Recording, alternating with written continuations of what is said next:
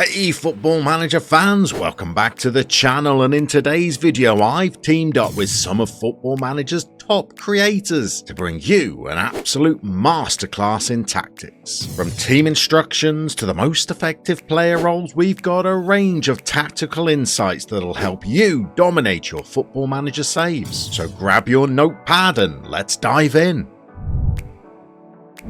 And our first tips come from someone fresh from representing England at the FIFA E-World Cup. None other than Mr. Second Yellow Card, the king of the Builder Nation save. Now, Matt knows so much about Football Manager tactics that when I asked him for one tactical nugget, he shared a whole list. His top tip is to design a tactic that utilizes the run at defense team instruction. Now, in order to maximize the effectiveness of this, Matt recommends combining it with adding the dribble more player instructions to your players. Not only will this help your team create more chances, but you should also win more penalty kicks too. And what player attributes does Matt look out for to support this dribbling masterclass? Well, while other managers obsess about pace and acceleration, Matt is scouting for players with high agility. He figures this is the key attribute to unlock defenses when your players are running at them.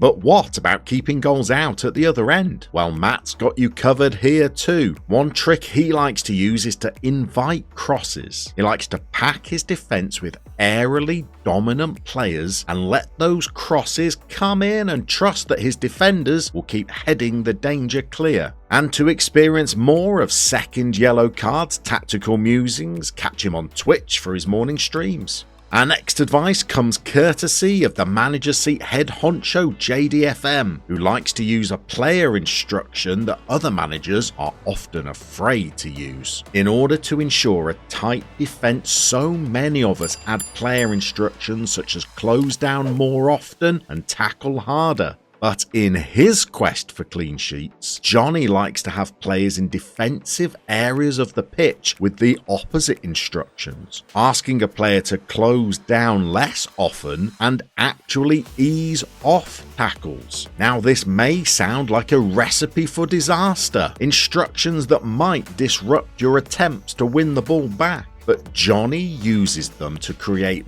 very disciplined roles, particularly in defensive midfield.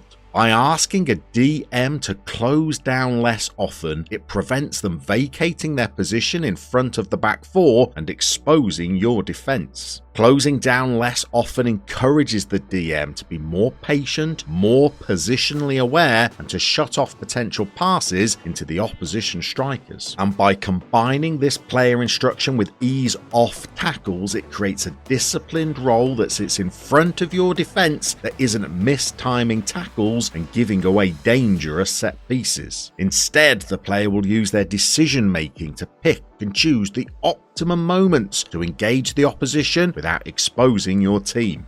Next, we have some tips from Football Manager's Ultimate Power Pairing. I am of course referring to the rebuild royalty that is Omega Luke and Omega Dad, and they shared with me their top tips for team shapes that help them to win games. Now, whilst many Football Manager players like to exploit advanced wingers and design gung-ho tactics that press the opposition high up the pitch, Omega Luke is a bit more canny. He's found that dropping his wingers down has been a defensive game changer. In fact, he loves to deploy the role of a defensive winger in his gegenpressing tactics to help him win the ball back before the opposition gets to his defensive line. Now, for many managers, defensive wingers may sound like a negative role, but to unlock their attacking potential, Luke adds the player instruction of get further forward so that his wide men contribute to both attacking and defensive phases of play. And this is why he always tries to sign wide players with good work rate and stamina so they're suited to the role.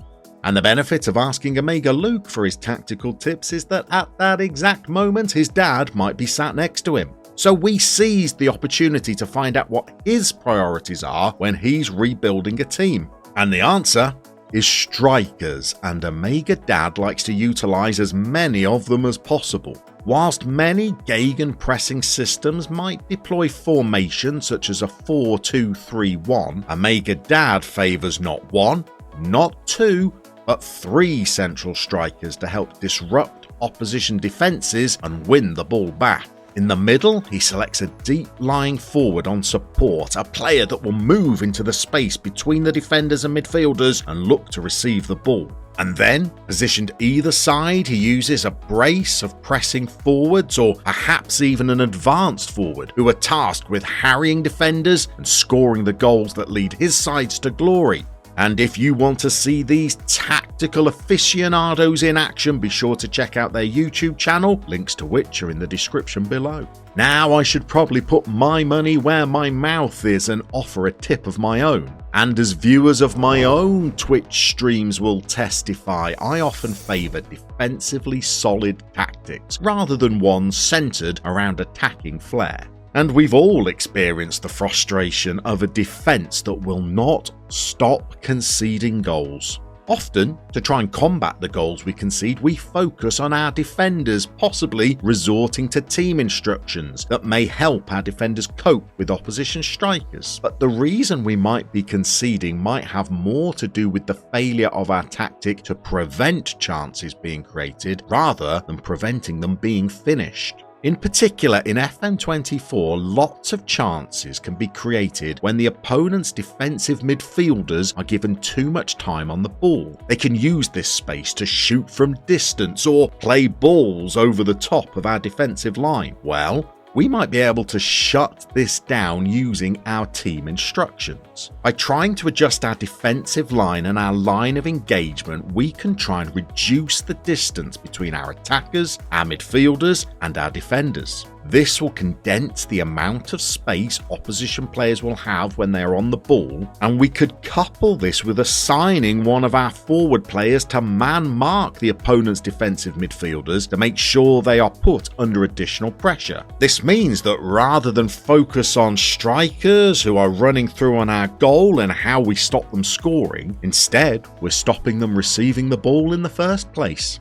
How about some tips from an England manager next, none other than RDF Tactics, who represented his country at the recent FIFA E tournament. And as you would expect from such a shrewd tactician, Aaron likes to be flexible in his tactical approach, studying how his opponents are set up and then meticulously tweaking his own plan. Aaron always studies the manager profile of the opposition managers before the game to find out their style of play and preferred formation, to see if he can spot any areas to exploit. For example, Aaron likes to respond to the formation that the opposition manager uses. If RDF is using a 4-3-3 or a 4-2-3-1 formation and he comes up against a team favouring a 4-4-2, he will add the team instruction play through the middle before the match kicks off. Aaron's hoping to use his 3 central midfield players as a weapon, as they will outnumber the 2 central midfielders of his opponents.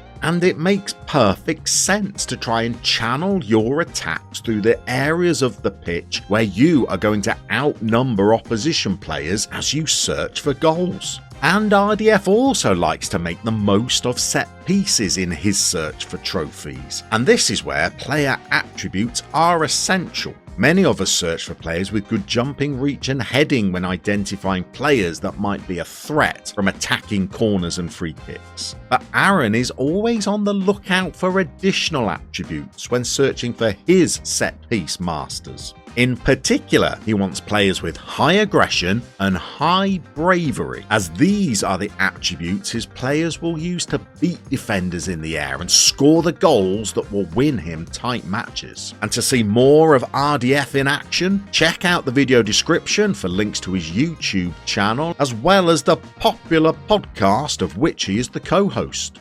And if we're looking to draw tactical inspiration from the sharpest minds in Football Manager, it would have been remiss not to drop a message to Zealand, the ultimate FM tactical tinkerer. And for him, success in Football Manager is all about the marginal gains, finding small tactical improvements that will help you win extra points over the course of the season. And for this, Zealand is a big exponent of utilising opposition instructions. And in particular, he likes to use them to create pressing traps, instructing his team to press opposition defenders when they are on the ball and try and win it back higher up the pitch. He's not afraid to use opposition instructions on every player on the field, and he's a fan of tight marking opposition strikers to try and minimise their involvement in the game. He finds that focusing on the minutiae helps deliver wins out on the pitch.